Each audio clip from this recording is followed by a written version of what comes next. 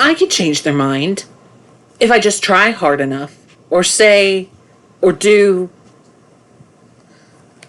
Marissa was a married woman in her mid-30s with 2 children that had just begun school, who had gotten remarried, and was expecting all sorts of chaotic family problems.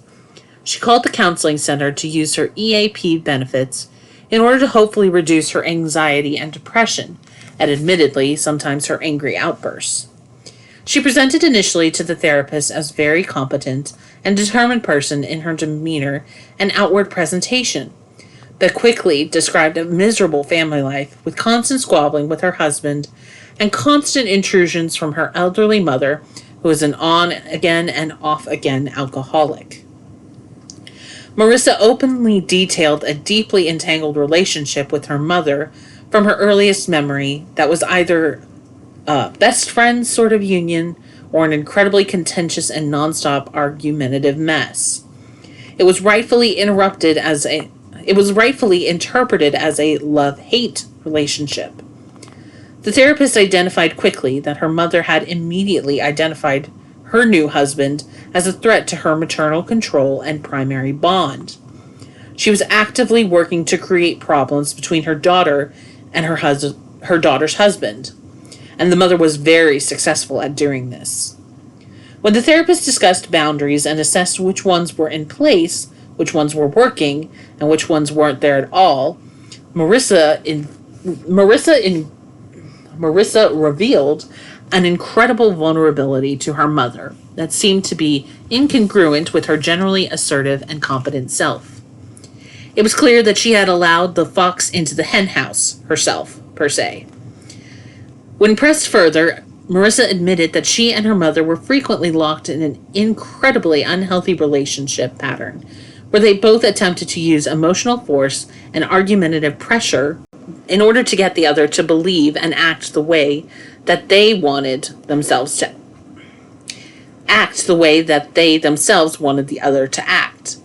Despite the damage to her family life and personal stress that she experienced herself that was causing her to continue unhealthy habits of smoking and drinking, Marissa found it very hard to find any tangible peace when she discussed her life in the first few sessions.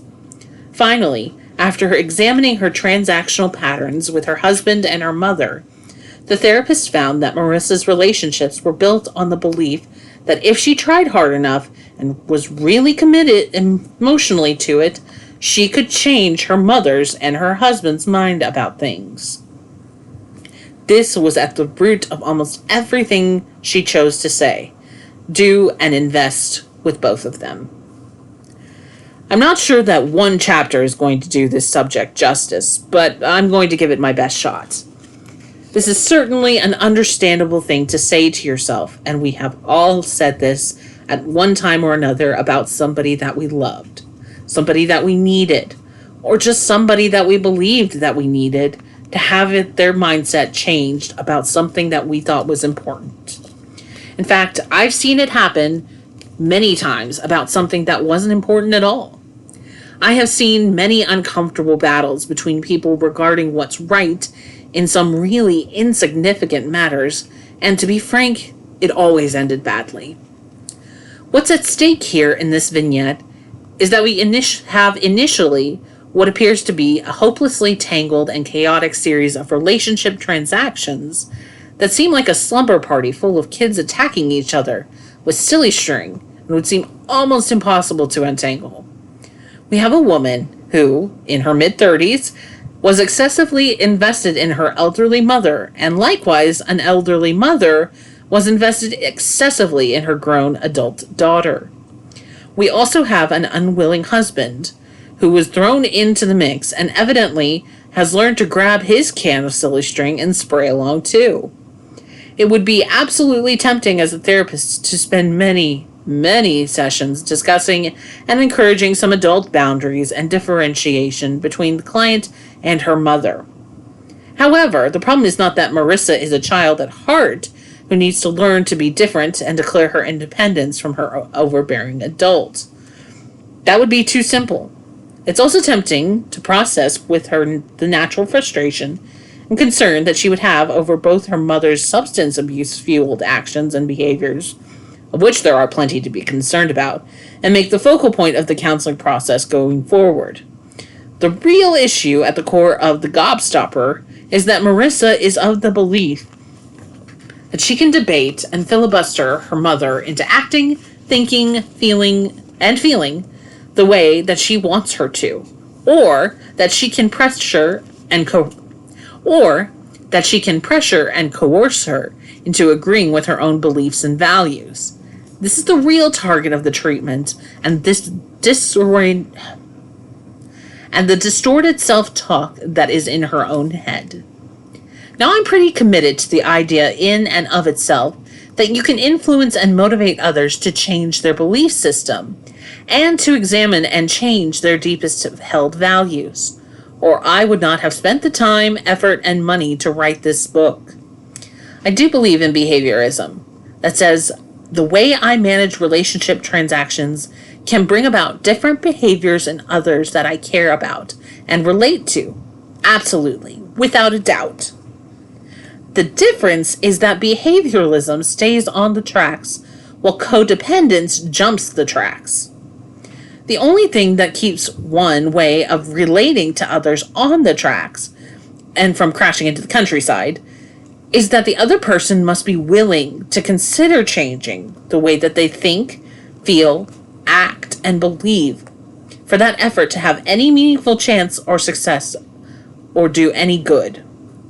I do not engage in hostile relationships with my clients, and no therapist worth their copay would have a relationship with a client that at its core is negative, and no therapist worth their copay would have a relationship with a client that is at its core adversarial and negative.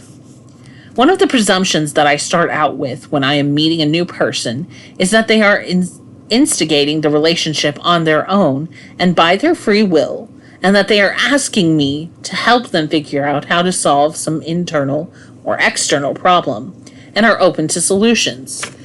If I encounter someone that is essentially playing games with me and claiming to want to change but is not displaying any real interest in doing anything different, then that's what I'm going to reflect back to them in the session, and frankly, I'm going to validate their right to keep living in exactly the way they have been living.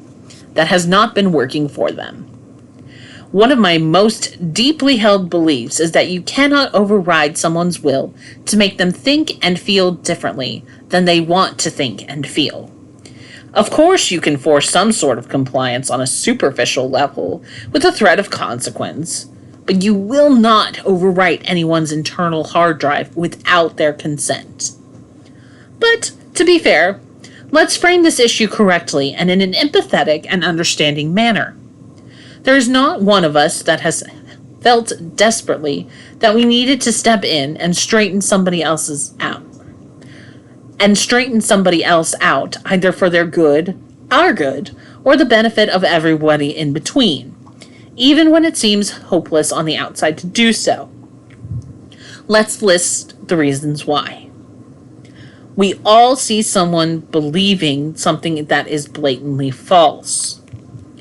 Whether it's a friend that is in love with someone who is unfaithful and untrustworthy, someone with a strange religious or scientific belief, or just someone who doesn't seem to interpret their surroundings anywhere close to accurately.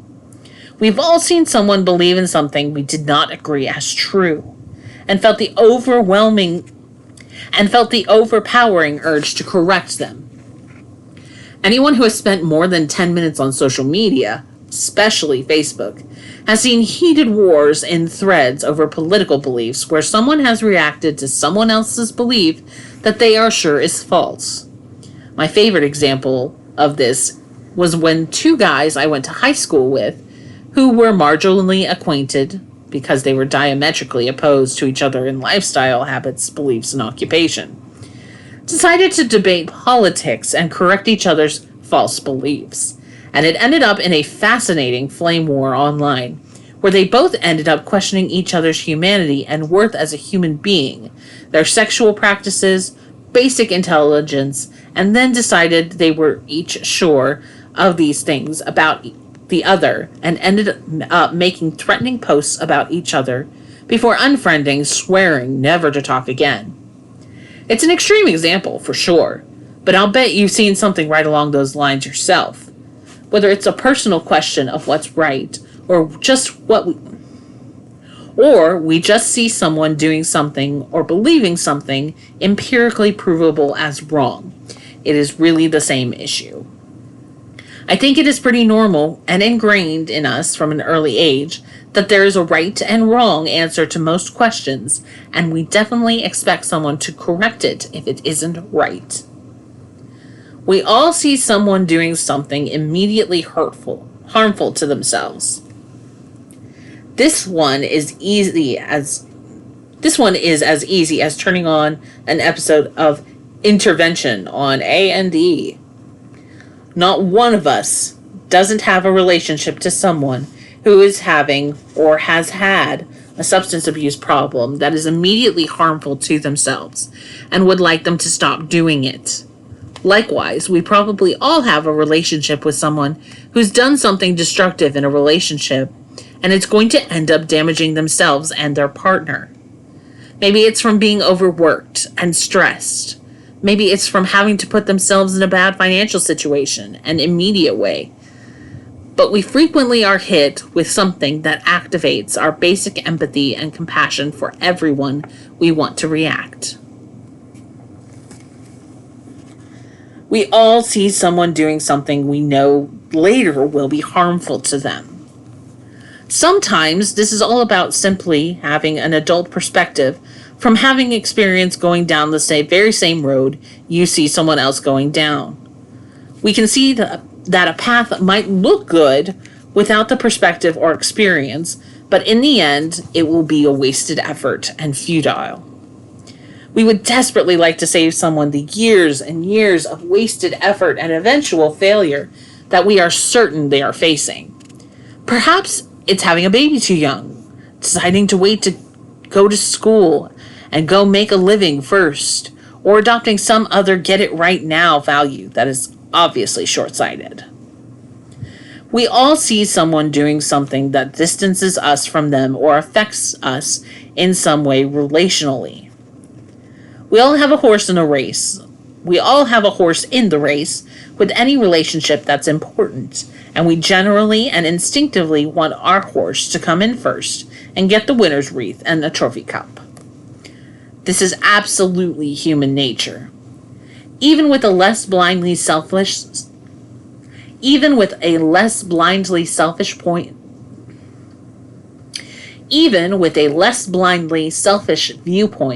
it's a common experience to see someone pursuing a relationship or a personal belief or habit that will cause the union that we would like to keep strong to become more distant or be disrupted and destroyed completely.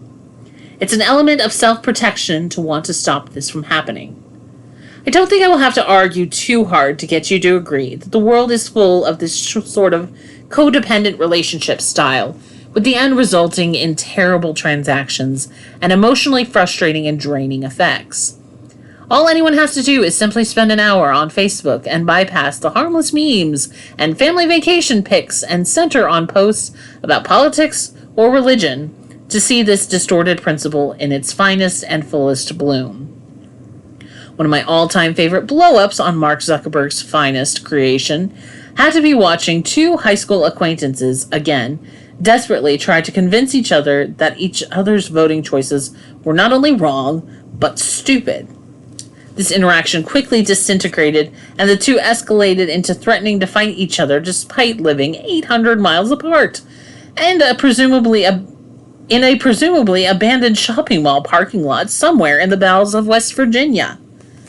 Additionally, I would give an honorable mention to an incredibly volatile and entertaining verbal fight between an ex-employee of a place I worked at and her mother-in-law over who was the greater alcoholic and the worse parent, when both appeared to be texting while under the strong influence of alcohol and pharmaceuticals.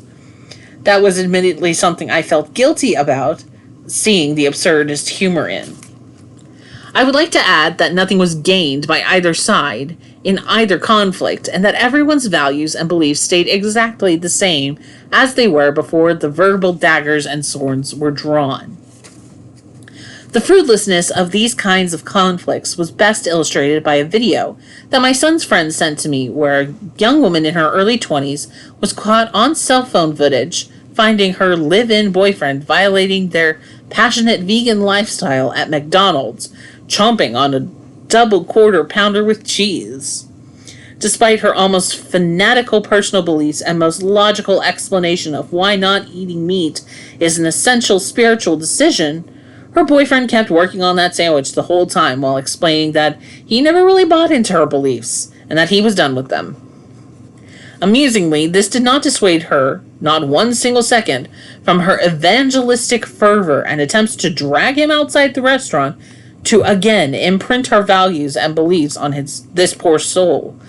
But neither did her efforts appear to be inspiring or any sort of intrapsychic conversation. Intrapsychic conversion in him either. Only those close to the situation would be able to tell how this relationship saga ended up, and whether he submitted superficially to her demands in order to keep the pretty girl, or if he decided to look for his next girlfriend in the lobby at Outback Steakhouse. So why would we develop such an illogical and seemingly obviously disproven belief? Well, as demonstrated above, it's superficial because we want other people to act differently for our own benefit, and possibly for their own benefit as well. On a deeper level, I think this is a desire to change others is something that is common to every one of us, and is something programmed deep inside us during childhood. We're presumably adults now who are reading this book and discussing these issues, so we have probably graduated from having a first-hand, lingering memory of what it felt like to be 8 years old and remembering our immediate emotional and cognitive needs from that general time frame. Let's start with the premise that I suppose is arguable, that children are incredibly dependent and needy when it comes to their parents or caregivers, and rarely have any way of understanding the adult intrapsychic values and conflicts until they get to be an adult themselves. Let's add to this premise with the perspective that children really can't change their parents' nature, because people are going to be the parents that they've already decided to be, and kids generally just get the parents that they get, and that is the luck of the draw, unfortunately, in a lot of cases. So children are imprinted from their earliest experiences with a realistic sense of helplessness and hopelessness if they do not get treated well, do not get what they need, or suffer some level of abuse or neglect. I believe that this childhood matrix of helplessness and dependence leads us to want to believe that we have magical powers over our parents or caregivers because we cannot understand adult intrapsychic dynamics to be able to interpret their actions, values, and beliefs correctly. Our desperate need for their care, warmth, and love fuels the necessary belief that there is a good mommy or good daddy in there somewhere, if we can just work hard enough to pull it out of them. What 8-year-old would be able to accept that all mommies and daddies do not love their small children, and that some people are just not interested in their own offspring, are too depressed to react appropriately, have addictions, or are just too narcissistic to care under any circumstances? That would be an incredibly painful and hopeless thing for an 8-year-old to come to believe. It's much easier to believe, or it's a much tastier belief to hold that you can generate that love and care from them that you need if you only try hard enough. This fantasy allows you to believe that the situation is not hopeless, beyond repair, and that you will simply have to live without this essential relationship thing that you need, and that you actually have control over your future destiny and interactions with them. False hope is better than no hope in this case. Of course, what ends up happening is that this hypothesis that the child has created is proven wrong, over and over and over again. Little Jimmy can practice his Little League batting swing until either his wrists fall off or he becomes the next Barry Bonds, but his baseball prowess is never going to correct his father's parental indifference or alcohol-fueled criticism and rejection, no matter how hard he tries. This failure will start to poison his self-image. The repeated failure of a child to be able to change a significant figure's personality, traits, values, and beliefs for the better will only cause them to question their own self-worth more and heighten their anxiety even further as their lack of control is reinforced. If this magical belief that we have the ability to override somebody else's will and then change them in a forced override fashion is either overdeveloped out of necessity or is not converted into something more logical and achievable, then we will grow up to become incredibly codependent adults. We will end up wasting an incredible amount of time We will end up wasting an incredible amount of life force trying to knock down the castle walls of someone else's independence with a papier-mâché battering ram and end up desperately anxious and depressed. The reality is that not only is this self-talk statement fundamentally distorted on the achievement level and can't happen for that reason alone, but is also fundamentally flawed because it assumes that our adult view of someone else's life path or decisions is absolutely correct regardless of their cultural differences, perspectives, personal circumstances, or different life goals. It may be that the job that you do not want your daughter to take might be more congruent with her job skills and personal career beliefs, and is far more comfortable daily environment than you could ever know. It may be that the girl your friend is dating may be the best possible choice for him to have long-term relationship with of all the available candidates, and that he would be foolish in allowing your concerns to override his decision-making process. Or it could be that you're absolutely right, and that you can see the end results way better than they can, but that trying to force your values onto them